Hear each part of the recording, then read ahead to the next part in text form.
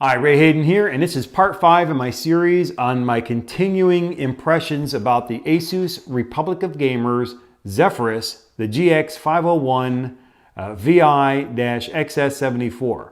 Now, nobody's paying me. These are not paid reviews, isn't it? Nobody's paying me to make this review. The reason why I'm making this series of reviews on this thing in the trial by fire out there in the battlefield kind of thing is that I think that professional reviewers can't possibly do that. They're reviewing 10 or 20 laptops a year. They don't own this computer. They're not, they're not reviewing it on a day-to-day, every day, make it happen kind of thing. They're doing a couple of tests and everything, and then off they are to review the next computer. But I purchased this thing, my own hard-earned money. I had to make, and I had to make a choice. I had to buy a laptop for a specific reason. And then also I needed to work on my business. This thing has to pay for itself. I can't just be throwing money away like nobody's business. This thing here has got to pay for itself. So I use it professionally, and that's the only way that it can pay for itself. So I want to do presentations and I want to edit videos with this thing. So that's what we did. And what my client and I did from the previous videos, if you'd watch them, you'd know that we had to go to a trial. Before the trial, a week before the trial, we had to make sure that we had the equipment up, we could set it up. I had my cart back there, had a projector, a screen, and make sure that this is what we wanted to do and this is how we wanted to use it for the equipment wise. So I give them the options and everything. This is what we can do. This is how we can do it. What do you think you're more comfortable with and making it work? So we selected everything out, and then a week later, I edited things the way I needed to have them done so that I could find everything when my client made the call. Mr. Hayden, I need this exhibit on there. Okay, here you go. Bing, there it goes. It's up on the screen. The juries can see it and everything's fine. And the computer worked flawlessly. It absolutely got everything. It allowed me to do everything I needed to do when I needed to have it done so that my client could basically free flow his presentation. It wasn't like it's a script or something like that. I mean, he had notes, but I think I saw him turn the page once or twice and he never went back to his notes. So this gentleman was basically free flowing with his presentation. And he knows all the material. He knows all the documents, all the video, all the PowerPoint presentation. He knows everything that's in there cold. So all he has to do is look over at me and tell me what he wants. And I know this stuff well enough that I know what he needs and where it is that I can find it. So he just tells me what he wants and I can get up on the screen, and everything went fantastic. Now, the kind of trial that we did was different. It's like, imagine you're doing a presentation anywhere for any purpose. Well, for this particular purpose, it's in a courtroom and it's in a trial. Now, you got a plaintiff and you got a defendant, you got jurors, you got all this other stuff going on. And you have a projector. Now, the problem with projectors is, as anyone who's used one knows, is they're not instantly on. You turn your TV on, you wait a couple of seconds, you got a picture, everything's good. On a projector, you got to turn the thing on and wait for that bulb to warm up, and then it can project its image. It takes a while, and then you got to focus it in, get your adjustments set up. And whenever you're shooting an image at a wall or a screen, you need to make sure everything's right. There's something called keystoning. There's a whole bunch of adjustments to make. It's not instant. So we have to set everything up in advance.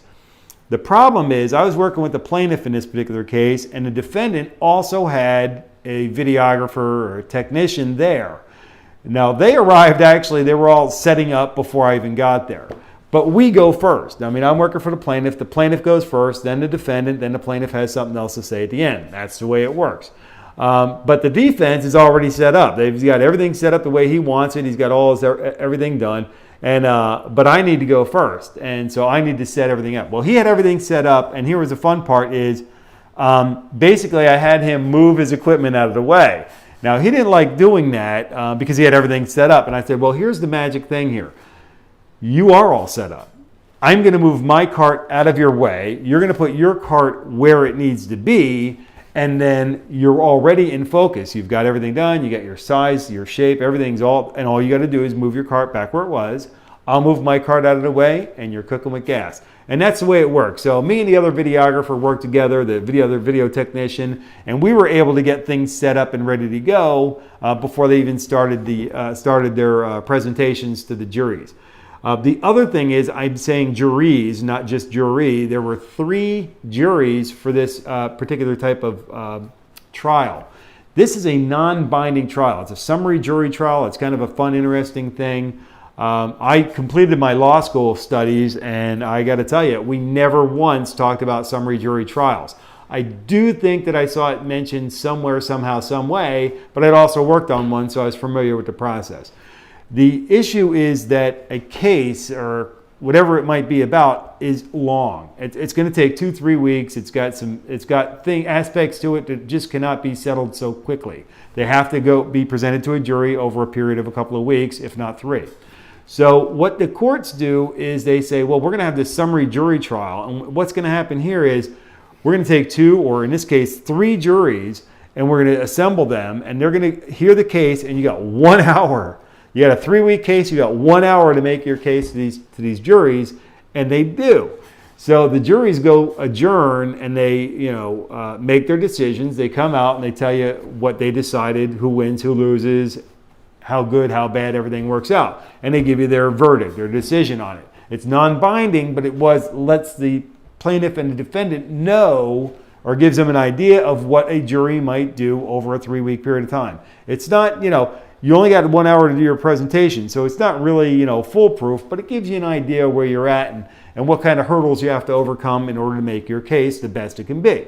So it's a tool for the courts to try to help parties settle their case in a more effective and efficient manner. So for that, it is what it is, and it hopefully gets the job done for everybody. But my point is that because there's not 1 jury, but 3, they have the jury box, which has that little wall in front of it, is full. That's full of people. It's got 9 people in it. And then there's another 9 people up front.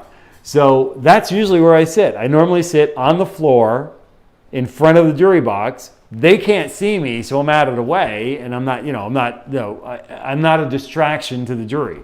And then my cart is sitting in front of them, and they can hardly even see that either. And I'm sitting on the floor at my laptop, and then it projects up onto the screen across the room, and it's a nice, big, beautiful picture. Well, because of the setup and everything, it was kind of goofy, and because I had the juries out, had an additional set of jurors out in front of the jury box, I couldn't sit there. So I had to actually sit out there in the middle of the floor.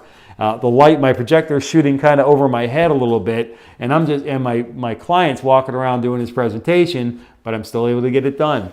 And it was very comfortable, very easy flowing, easy going, and we were able to get the job done for my client in this case. So in actual use, in a trial, trial by fire, out there in the battlefield, getting the job done, the ASUS Republic of Gamers Zephyrus GX501VI-XS74 got the job done. I was very proud of that.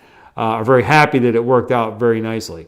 The other thing that I want to do is I'm going to make a video of my expectations of the California bar exam. As a matter of fact, that's another issue here.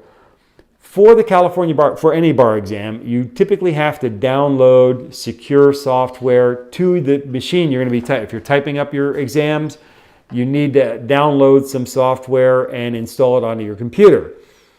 Once you do that, that's your computer that you're using on the exam. You really don't want to do any changes to your computer at that point, because basically the software pretty much identifies everything about your computer so that they know that's a computer, they know you're you, they know everything. So basically they have your DNA.